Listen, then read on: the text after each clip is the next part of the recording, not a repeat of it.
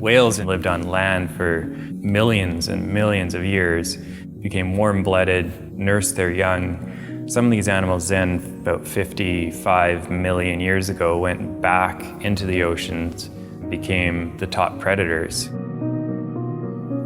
Orcinus orca means killer, killer, and their menu includes everything, from birds to turtles and on and on and on. Pretty much everything in the ocean has a predator avoidance response to killer whales. They're so much like us in the mammals, top predators, on and on, but so different in their environment, their mental abilities, and their social structure. At the Noyo Center, we really want to democratize science. So we started a partnership with Cal Academy of Sciences to respond to all stranded marine mammals. So 2 years ago, a killer whale washed up on shore at McCarricker Beach. This was a 26-foot killer whale, really big killer whale. So we did the necropsy, and when we were collecting the bones, I knew I wanted to put the skeleton together. And we knew we wanted to not only learn about this killer whale, but as many other specimens as we could.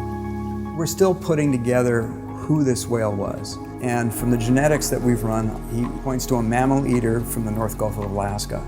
And being a mammal eater, they run like a trap line all the way up and down the coast. They travel in thousands of miles. So when this guy was swimming around out here, he managed to get his fluke wrapped up in a crab pot line. Pretty windy day, steep sea, and he was anchored or pulling around this crab pot. He had 2 pinnipeds in his belly, and he was in great body condition. He hadn't been swimming with the gear for very long, and because orcas are such sensitive animals, for him to have that gear around him may have caused him so much stress that that's probably why he died. We realized early on we wanted to create a representational collection of all the marine mammals on our coast.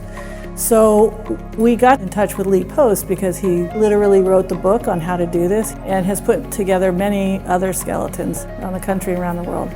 And then Mike DeRoos and Michi Main from Cetacea have really elevated this articulation science to an art form. And I knew I wanted them on the team to really help us craft a story about this whale from the skeleton itself. So when we got the killer whale, we created what we affectionately called the Maggot Motel. And that was basically a greenhouse with water, so we could make it ideal conditions for maggots because they get in there and really clean out all of those small crevices. Then it went through a maceration process, which is where they just put it in big tanks of water and let the bacteria in the water clean the rest of the flesh, the oils and the ligaments and cartilage and all that stuff off of there. And then it goes through some whitening to lighten it up and sterilize it a little bit. These projects are kind of like a giant natural jigsaw puzzle. One of the first things you do is lay all the bones out and try and identify them all, get them in order, get them on the right side. Then you can number things and label things, and then finally go ahead and start figuring out how you're going to put them together. Essentially, it's like building a house. All these teams, they each have their own little individual project. At some point, all those projects will start snapping together and forming the whale. A lot of it is drilling, boring, hiding metal rods. Mike's back there welding every day since we started, making hidden fittings that fit inside of these bones. Some exposed metal, other metal hidden in places, but we wanted to make it so it would come apart and could go back together so it could be moved easily. So there were some challenges that way. The entire set of teeth were 3D scanned and printed on a 3D printer so that we'll be able to put false teeth on display with the skeleton, and they'll look exactly like the real teeth. The real teeth are extremely valuable, and without proper climate control, they can crack and become really fragile.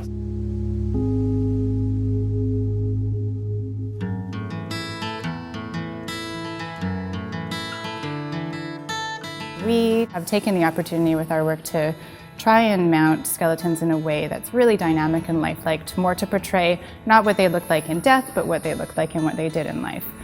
There's so much to be learned from the moment the whale comes up on the beach and you start cutting into it, and all the specimens to take that could let you know about contaminants, stress hormones, diet. So it may take years for the whole story to come together and present it in a way that we learn all we can from. Usually people's interaction with marine mammals is one that's from a distance, where you often will see a blow way out in the ocean or the back of a whale. As the skeletons start to come together, you start to actually see all the similarities between us as mammals and whales. And like you start putting flipper bones together and just hold your hand up and you can see like we have 5 digits just like a killer whale does. When you start to actually look at each individual bone, there's only one way it could go together, and it's perfectly formed. At one point, we had 4 projects going on at once. We had a bottlenose dolphin that Cal Academy brought here. We had an elephant seal and a harbor porpoise all going on the sidelines. And this kind of project gave us this incredible opportunity with our student interns. Having them come and be part of this project gave them an educational opportunity that they probably will not get again in their lives. I'm passionate about the environment and animals and the oceans, and I want to see people grow up and live to love those things. But before they can do that, they have to learn about them and be exposed to them. So the best part for me is just to watch a group of school kids come in, see how all those kids are being inspired by this incredible animal. That's really what it's all about. That's why I think this work is important. I think the community is really lucky to have the Science Center here, and hopefully it will grow and be able to offer them even more. Noyo Center's mission is to advance ocean conservation through education, experience, and exploration. And having a skeleton like this and an exhibit like this, where we can do comparative anatomy and people see they have almost all the same bones we have. And I think that really creates a connection to these animals, and through that connection, then true ocean conservation can happen.